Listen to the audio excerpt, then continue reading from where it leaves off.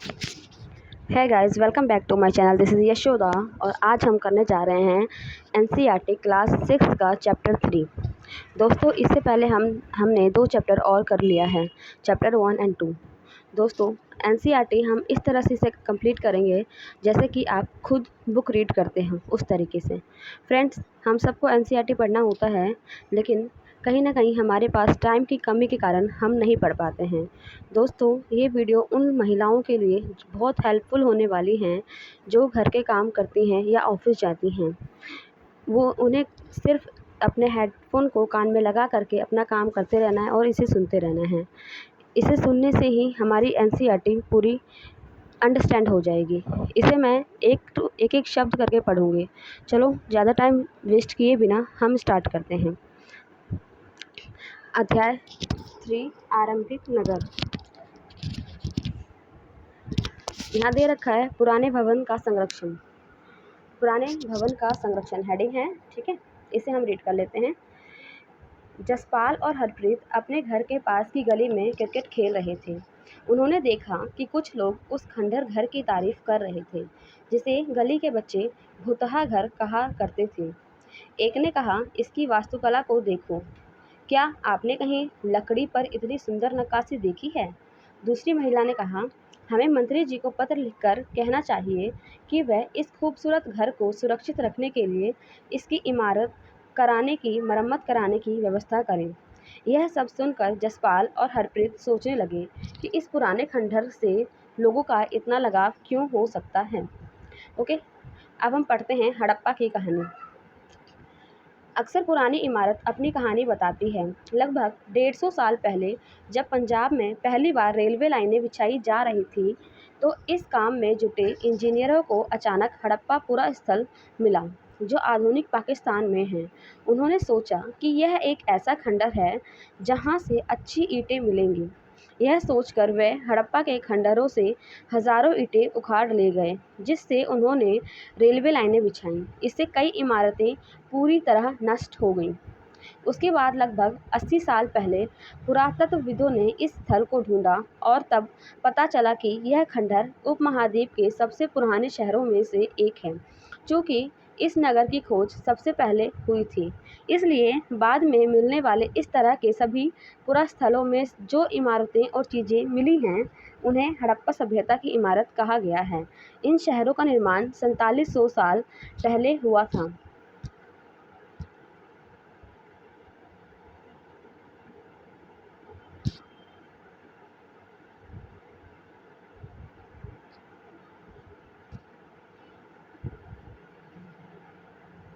प्राय पुरानी इमारतों को तोड़कर उनकी जगह नए भवन बनाए जाते हैं। क्या तुम्हें लगता है कि पुरानी इमारतों को सुरक्षित रखना चाहिए? अब चलो इस पढ़ते हैं इन नगरों की विशेषता क्या थी। इन नगरों में से कई को 2 या उससे ज़्यादा हिस्सों में विभाजित किया गया था। प्राय पश्चिम भाग छोटा था लेकिन ऊंचाई पर बना था और पूर्वी हिस्सा बड़ा था लेकिन यह निचले इलाके में था। मतलब कि राजा लोग ऊंचे में रहते थे पश्चिम भाग में, और जो प्रजा थी वो नीचे में रहते थे, क्योंकि प्रजा बहुत बड़ी होती है इसलिए निचला हिस्सा बड़ा था। ऊंचाई वाले भाग को पुरातत्वविदों ने नगर दुर्ग कहा और निचले हिस्से को निचला नगर कहा। दोनों हिस्सों की 4 दीवारियां पक्की ईंटों से बनाई जाती थीं। इसकी ईंटें इतनी अच्छी पकी थी कि हजारों साल बाद आज तक उनकी दीवारें खड़ी रहीं। दीवार बनाने के लिए ईंटों की चिनाई इस तरह करते थे जिससे कि दीवारें खूब मजबूत रहें। कुछ नगरों के नगर दुर्ग में कुछ खास इमारतें बनाई गई थी। मिसाल के तौर पर मोहनजोदड़ो में खास तालाब बनाया गया था जिसे पुरातत्वविदों ने महान स्नानागार कहा। ठीक है, इस तालाब को बनाने में ईंट और प्लास्टर का इस्तेमाल किया गया था। इसमें पानी का रिसाव रोकने के लिए प्लास्टर के ऊपर चारकोल की परत चढ़ाई गई थी। इस सरोवर में 2 तरफ से उतरने के लिए सीढ़ियां बनाई गई थीं और चारों ओर कमरे बनाए गए थे। इसमें भरने के लिए पानी कुएं से निकाला जाता था। उपयोग के बाद इसे खाली कर दिया जाता था। शायद यहाँ विशिष्ट नागरिक विशेष अवसरों पर स्नान किया करते थे। कालीबंगा और लोथल जैसे अन्य नगरों में अग्निकुंड मिले हैं जहां संभवतः यज्ञ किए जाते होंगे। हड़प्पा, मोहनजोदड़ो और लोथल जैसे कुछ नगरों में बड़े बड़े भंडार गृह मिले हैं। आइए थोड़ा मानचित्र में देखते हैं। ये यहाँ पे कुछ नगर दिखाए गए हुए हैं, जैसे कि मोहनजोदाड़ो यहाँ पे है, सिंधु घाटी, सोतकाको, चंदुदड़ो, धोलावीरा, सरकोदड़ा, ये सारे, ठीक है। ये सब क्या है, ये नगर आधुनिक पाकिस्तान के पंजाब और सिंध प्रांतों, भारत के गुजरात, राजस्थान, हरियाणा और पंजाब प्रांतों में मिले हैं। इन सभी स्थलों में से पुरातत्वविदों को अनोखी वस्तुएं मिली हैं, जैसे मिट्टी के लाल बर्तन जिन पर काले रंग के चित्र बने थे, पत्थर के बाट, मुहरे, मनके, तांबे के उपकरण और पत्थर के लंबे ब्लेड। ये कहाँ से मिले हैं, जैसे कि ये सब नगर हैं उपमहाद्वीप के आरंभिक नगर, जैसे मोहनजोदाड़ो हो गया, सिंधु घाटी हो गया, चंदूड़ो हो गया, सोतकाको हो गया, गंभीरवाला, कालीबंगा, राखीगढ़ी, हड़प्पा, रावी नदी, चेनाब नदी, झेलम नदी। क्या क्या मिला है यहाँ पे, लाल बर्तन जिन पर काले रंग के चित्र बने थे, ठीक है। एक तो लाल बर्तन जिन पे काले रंग के चित्र बने थे, एक पत्थर के बाट, मुहरे, मनके, तांबे, ठीक है, और पत्थर के लंबे लंबे ब्लेड भी मिले हैं। आते हैं नेक्स्ट पेज पे।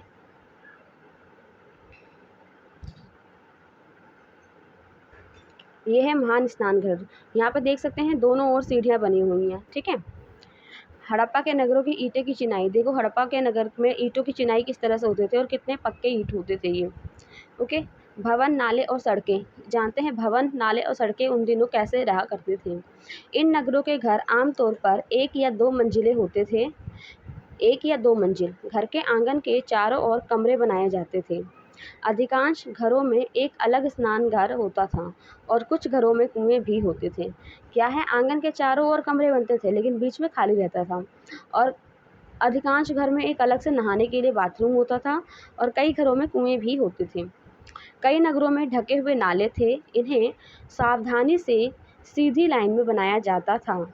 हर नाली में हल्की ढलान होती थी ताकि पानी आसानी से बह सके, मतलब कि स्लोप से, जैसे कि नीचा ऊंचा स्लोप जिस तरह से होते हैं ताकि पानी आसानी से निकल सके, और नालियाँ जो है सीधी लाइन में हुआ करती थी। अक्सर घरों की नालियों को सड़कों की नालियों से जोड़ दिया जाता था, जो बाद में बड़े नालों में मिल जाती थी। नालों के ढके होने के कारण इनमें जगह जगह पर मेन होल बनाए गए थे, जिनके जरिए इनकी देखभाल और सफाई की जा सके।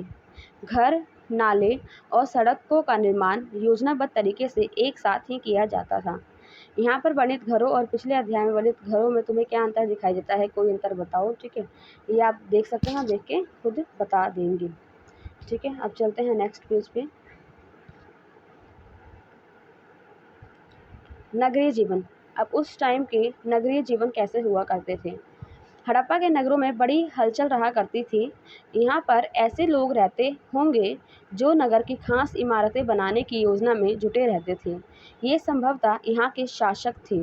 यह भी संभव है कि शासक लोग को भेजकर दूर दूर से धातु, बहुमूल्य पत्थर और अन्य उपयोगी चीज़ें मंगवाते थे। शायद शासक लोग खूबसूरत मनकों तथा सोने चांदी से बने आभूषणों जैसी कीमती चीज़ों को अपने पास रखते होंगे।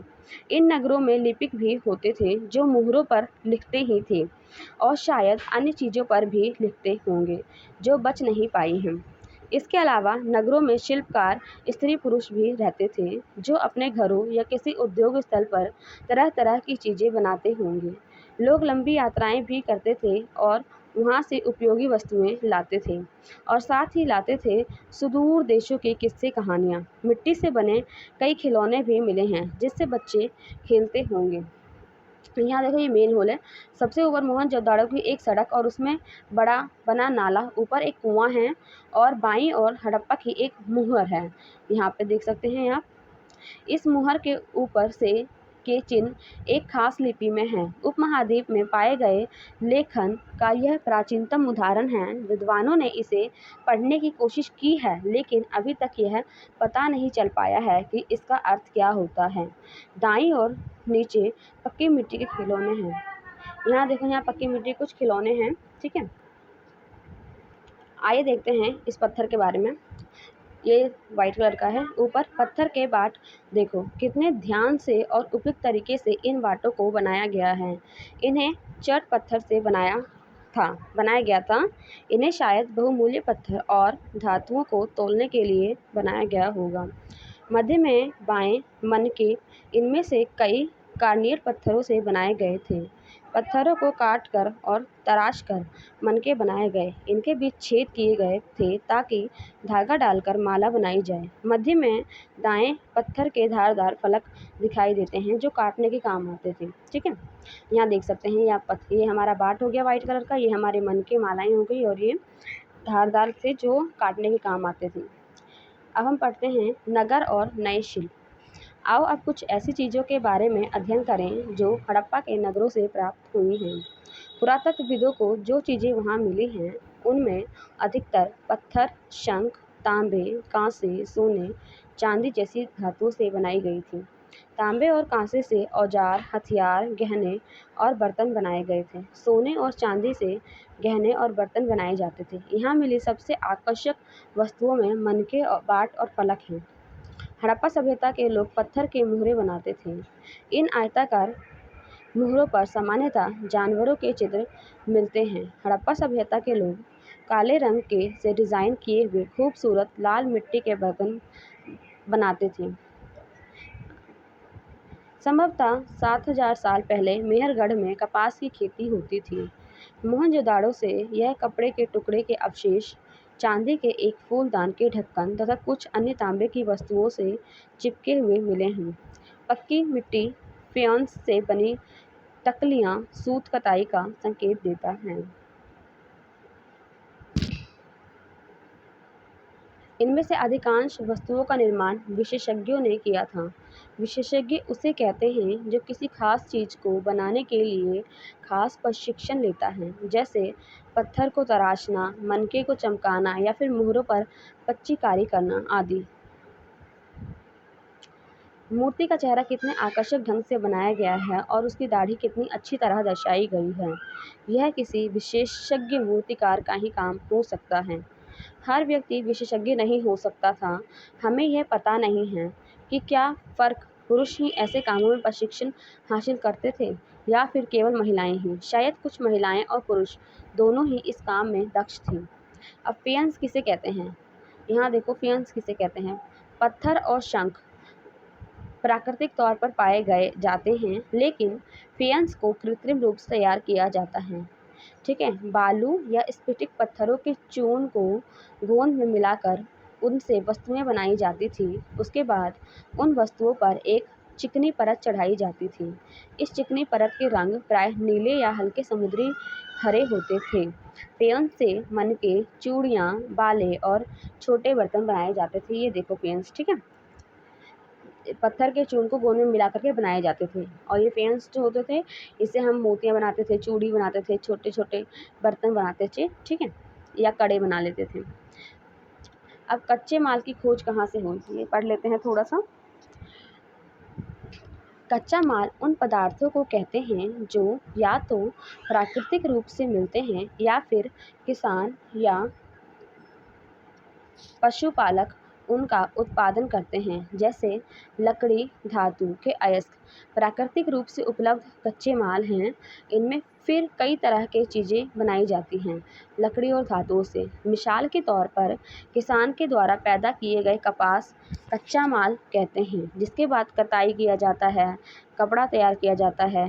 हड़प्पा के लोगों को कई चीज़ें वही मिलती थी, लेकिन तांबा, लोहा, सोना, चांदी, बहुमूल्य पत्थर जैसे पदार्थों का वे दूर दूर से आयात करते थे।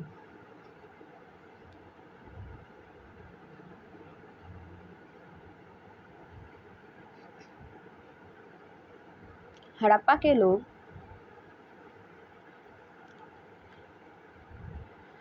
आयात संभवतः आज के राजस्थान से करते थे। यहाँ तक कि पश्चिम एशियाई देश के ओमान से भी तांबे का आयात किया जाता था। कांसा बनाने के लिए तांबे के साथ मिलाई जाने वाली धातु टिन का आयात आधुनिक ईरान और अफ़गानिस्तान से किया जाता था। सोने का आयात आधुनिक कर्नाटक और बहुमूल्य पत्थर का आयात गुजरात, ईरान और अफगानिस्तान से किया जाता था। नगरों में रहने वालों के लिए भोजन, नगर में जो रहते थे वो भोजन क्या करते थे? लोग नगरों के अलावा गांव में भी रहते थे। वे अनाज उगाते थे, क्या करते थे? अनाज उगाते थे और जानवर पालते थे। किसान और चरवाहे ही शहरों में रहने वाले शासकों, लेखकों और दस्तकारों को खाने के सामान देते थे। ठीक है, किसान ही देते थे। पौधों के अवशेषों से पता चलता है कि हड़प्पा के लोग गेहूँ, जौ, दाल, मटर, धान, तिल, सरसों उगाते थे। क्या? गेहूँ, दाल, मटर, धान, तिल और सरसों उगाते थे। जमीन की जुताई के लिए हल का प्रयोग एक नई बात थी। ठीक है, पहले हल का प्रयोग नहीं होते थे, लेकिन अब हल का प्रयोग करने लगे थे। हड़प्पा काल के हल तो नहीं बच पाए हैं, क्योंकि वह प्राय लकड़ी से बनाए गए जाते थे, लेकिन हल के आकार के खिलौने मिले हैं। इस क्षेत्र में बारिश बहुत कम होती है, इसलिए सिंचाई के लिए लोगों ने कुछ तरीके अपनाए होंगे। संभवतः पानी का संचय किया जाता होगा और ज़रूरत पड़ने पर उससे फसलों की सिंचाई की जाती होगी।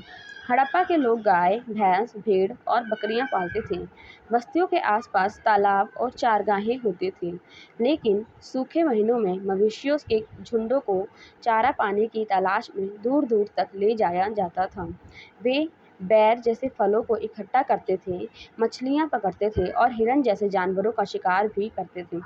आइए थोड़ा हम ये पढ़ लेते हैं जो इम्पोर्टेंट दिया हुआ है। यहाँ देख सकते हैं कि खिलौना है बच्चों का, लकड़ी से बनाया गया। एक तरह से ये सामान ढोने के लिए रेल, वो जो होता है ठेला गाड़ी, वैसा बनाया गया है। चीज़ों को एक जगह से दूसरी जगह कैसे ले जाया जाता है? इस चित्र को देखो, एक खिलौना है और दूसरी एक मुहर है। ठीक है, क्या तुम बता सकते हो कि हड़प्पा के लोग यातायात के लिए किन साधनों का प्रयोग करते थे? पिछले अध्याय में क्या तुमको पहिए वाले वाहन की जानकारी दी गई है? बच्चों का खिलौना हल। आज हल चलाने वाले ज़्यादातर किसान पुरुष होते हैं। हमें ज्ञात नहीं है कि क्या हड़प्पा में भी यही प्रथा प्रचलित थी। चलो अब चलते हैं नेक्स्ट पेज पे।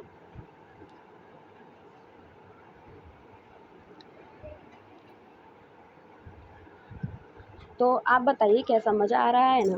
बिल्कुल एनसीईआरटी पढ़ने वाली फीलिंग आ रही होगी आप, क्योंकि किसी भी एग्ज़ाम की तैयारी के लिए हमें एनसीईआरटी पढ़ना बहुत ज़रूरी होती है, लेकिन समय का अभाव के कारण हमें उतना टाइम नहीं होता है। घर भी देखना होता है, बच्चे भी पालने होते हैं, पति को भी देखना होता है।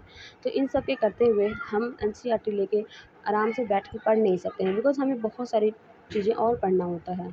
तो हम काम करते करते भी इस एनसीईआरटी की जो मैं वीडियो डालने वाली हूँ उसको आप सुन सकते हैं। ठीक है, जिससे कि आपकी बिल्कुल एनसीईआरटी, जिस तरह से आपको ऐसा लगेगा कि जैसे आप खुद एनसीईआरटी रीड कर रहे हैं। ठीक है, चलो आप पढ़ते हैं, क्योंकि मैं यहाँ पे लाइन टू लाइन पढ़ रही हूँ एक शब्द, जिससे कि आपको ऐसा ना लगे कि मैं कुछ मिस कर रही हूँ। ओके, अब देखो, गुजरात में हड़प्पा कालीन नगर का सूक्ष्म निरीक्षण। गुजरात में हड़प्पा कालीन नगर का सूक्ष्म निरीक्षण। ओके, कच्छ के इलाके में खदिर बेत के किनारे धौलावीरा नगर बसा था। जो कच्छ का इलाका था अपना, वहाँ पे खदिर बेत के किनारे, खदिर बेत जो है उसके किनारे एक धौलावीरा नगर बसा था। वहाँ साफ पानी मिलता था, पीने वाला पानी मिलता था और ज़मीन उपजाऊ थी। ठीक है, वहाँ पर खदिर बेत के किनारे जो है वहाँ की ज़मीन उपजाऊ थी, क्योंकि वहाँ पे पानी था। जहाँ हड़प्पा सभ्यता के कई नगर 2 भागों में विभक्त थे, वहीं धौलावीरा नगर को 3 भागों में बांटा गया था। हड़प्पा के लोग 2 भाग में थे, ठीक है, वहीं धौलावीरा के लोग 3 भागों में बटा हुआ था। इसके हर हिस्से के चारों ओर पत्थर की ऊंची ऊंची दीवार बनाई गई थी। जो हमारा जो धौलावीरा था, इसके हर हिस्से के चारों ओर पत्थर की ऊंची ऊंची दीवार बनाई गई थी। जो 3 पार्ट था, तीनों पार्ट के चारों ओर पत्थर के ऊंचे ऊंचे दीवार बनाए गए थे धौलावीरा में। इसके अंदर जाने के लिए बड़े बड़े प्रवेश द्वार थे। इस नगर में एक खुला मैदान भी था, जहाँ सार्वजनिक कार्यक्रम आयोजित किए जाते थे। यहाँ मिले कुछ अवशेषों में हड़प्पा लिपि के बड़े बड़े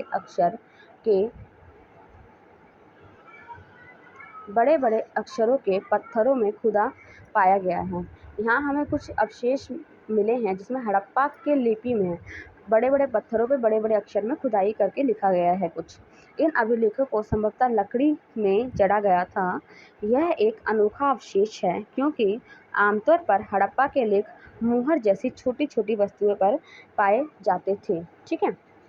गुजरात की खंबात की खाड़ी में मिलने वाली साबरमती की एक उपनदी के किनारे बसा लोथल नगर ऐसे स्थान पर बसा था जहां कीमती पत्थर जैसा कच्चा माल आसानी से मिल जाता था। यह पत्थरों, शंखों और धातुओं से बनाई गई चीज़ों का एक महत्वपूर्ण केंद्र था। इस नगर में एक भंडार गृह भी था। इस भंडार गृह से कई मुहरें और मुद्रांकन या मुहरबंदी गीली मिट्टी पर दबाने से बनी हुई छाप मिले हैं। ठीक है, ये देख सकते हैं आप हमारा जो है झील। ठीक है, अब आइए ये पढ़ लेते हैं यहाँ पे क्या दिया हुआ है। लोथल का बंदरगाह। ये बड़ा तालाब लोथल का बंदरगाह रहा होगा जहाँ समुद्र के रास्ते आने वाली नावें रुकती थी। संभवतः यहाँ पर माल चढ़ाया उतारा जाता था। मतलब पुरातत्वविदों को भी ये चीज़ पता कंफर्म नहीं है कि ये वह बंदरगाह है, क्या ये वही तालाब है, लेकिन अंदाज़ा लगाया जा रहा है कि यह तालाब जो है लोथल का जो है बंदरगाह का काम के यूज़ में होगा। जैसे कि जो भी बड़ी बड़ी नावें हैं वहाँ से सामान लाना और ले जाना इस लोथल के बंदरगाह के थ्रू ही किया जाता होगा। ये कंफर्म नहीं है, ये अंदाज़ा लगाया जा रहा है। ठीक है, पुरातत्वविदों से। चलिए आते हैं नेक्स्ट पेज पे आते हैं। यहाँ पर एक इमारत मिली है, लोथल में ही एक इमारत मिली है। ठीक है, जहाँ संभवतः मन के बनाने का काम होता था। पत्थर के टुकड़े, अधबने मनके बनाने वाले उपकरण और तैयार मनके भी यहाँ मिले हैं। लोथल में ही एक इमारत मिली है जो हम मानते हैं या इमेजिन करते हैं कि वहाँ पर क्या मनके बनाने का फैक्ट्री होगा या काम होता होगा, क्योंकि वहाँ पर पत्थर के टुकड़े मिले हैं, अधबने मनके मिले हैं और पत्थर मनके बनाने वाले जो हमारे मशीन होते हैं वो भी वहाँ पे मिले हैं। तो हम अंदाज़ा लगा सकते हैं कि वहाँ पर मनके तैयार किए जाते होंगे। अब हम देखते हैं मुद्रा, मुहर या मुद्रांकन या मुहरबंदी किसे कहते हैं। देखो, मुद्रा कह लो, मुहर कह लो, मुद्रांकन कह लो या मुहरबंदी कह लो, और अभी के टाइम हम कहते हैं सील। ठीक है, तो मुहरों का प्रयोग सामान से भरे उन डिब्बों या थैलों को चिन्हित करने के लिए किया जाता होगा जिन्हें एक जगह से दूसरी जगह भेजा जाता था। थैले को बंद करके बाद उसमें मुहारों पर गीली मिट्टी खोदकर उन पर मुहर लगाई जाती थी। मुहर की छाप को मुहरबंदी कहते हैं।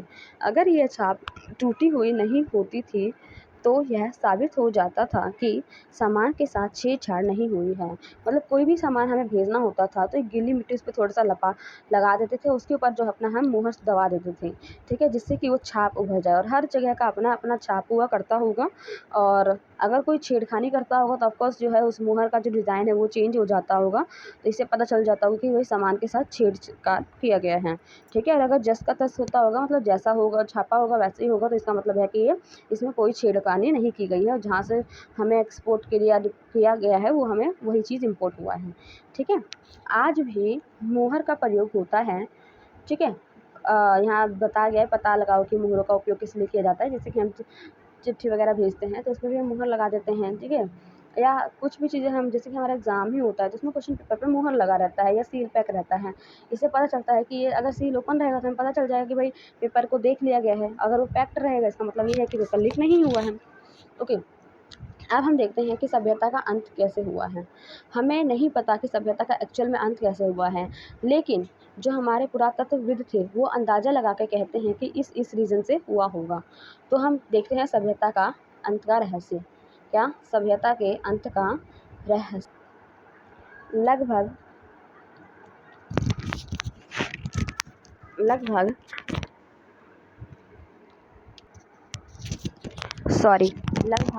3900 साल पहले एक बड़ा बदलाव देखने को मिलता है।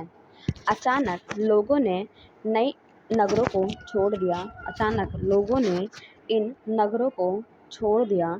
लेखक मोहरों और बाटों का प्रयोग बंद हो गया। ठीक है। लेखन, मुहरों और बाटों का प्रयोग बंद हो गया। दूर दूर से कच्चे माल का आयात काफ़ी कम हो गया। मोहनजोदड़ो में सड़कों पर कचरे के ढेर बनने लगे। जल निकास प्रणाली नष्ट हो गई और सड़कों पर ही झुग्गीनुमा घर बनाए जाने लगे। ठीक है। यह सब यह सब क्यों हुआ, कुछ पता नहीं। कुछ विद्वानों का कहना है कि नदियाँ सूख गई हैं। कुछ लोग कहते हैं कि नदियाँ सूख गई होंगी। अन्य का कहना है कि जंगलों का विनाश हो गया था। इसका कारण ये हो सकता है कि ईंटें पकाने के लिए ईंधन की ज़रूरत पड़ती थी। इसके अलावा मवेशियों के बड़े बड़े झुंडों से चारागाह, घास वाले मैदान समाप्त हो गए होंगे। कुछ इलाकों में बाढ़ आ गई थी, लेकिन इन कारणों से यह स्पष्ट नहीं हो पाता है कि सभी नगरों का अंत कैसे हो गया, क्योंकि बाढ़ और नदियों के सूखने का असर कुछ ही इलाकों में हुआ होगा। ठीक है। ऐसा लगता है कि शासकों का नियंत्रण समाप्त हो गया। जो भी हुआ हो, परिवर्तन का असर बिल्कुल साफ दिखाई देता है। आधुनिक पाकिस्तान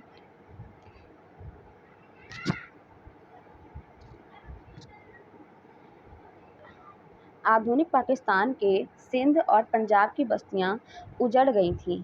कई लोग पूरब और दक्षिण के इलाकों में नई और छोटी बस्तियों में जाकर बस गए। इसके लगभग 1400 साल बाद नए नगरों का विकास हुआ। इनके बारे में तुम अध्याय 5 और 8 में पढ़ोगे। ठीक है। अब यहाँ दिया गया है कि कल्पना करो कि तुम अपने माता पिता के साथ 4000 साल पहले लोथल से मोहनजोदड़ो की यात्रा कर रहे हो। ये बताओ कि तुम यात्रा कैसे करोगे। तुम्हारे माता पिता यात्रा के लिए अपने साथ क्या क्या ले जाएंगे और मोहनजोदड़ो में तुम क्या देखोगे। ठीक है। ये आपको सर्च करना है। और यहाँ कुछ क्वेश्चंस हैं। ठीक है। उपयोगी शब्द नगर के किसे कहते हैं, नगर, दुर्ग किसे कहते हैं, लिपिक किसे कहते हैं, मुहर किसे कहते हैं, शिल्पकार, धातु विशेषज्ञ, कच्चा माल, मल, हल, सिंचाई वगैरह। ठीक है। यहाँ पे क्वेश्चंस हैं। चलो, आज का हमारा ये चैप्टर कंप्लीट हो गया है। मिलते हैं नेक्स्ट चैप्टर में। ठीक है। Till then, have a nice day. Thank you. Bye bye.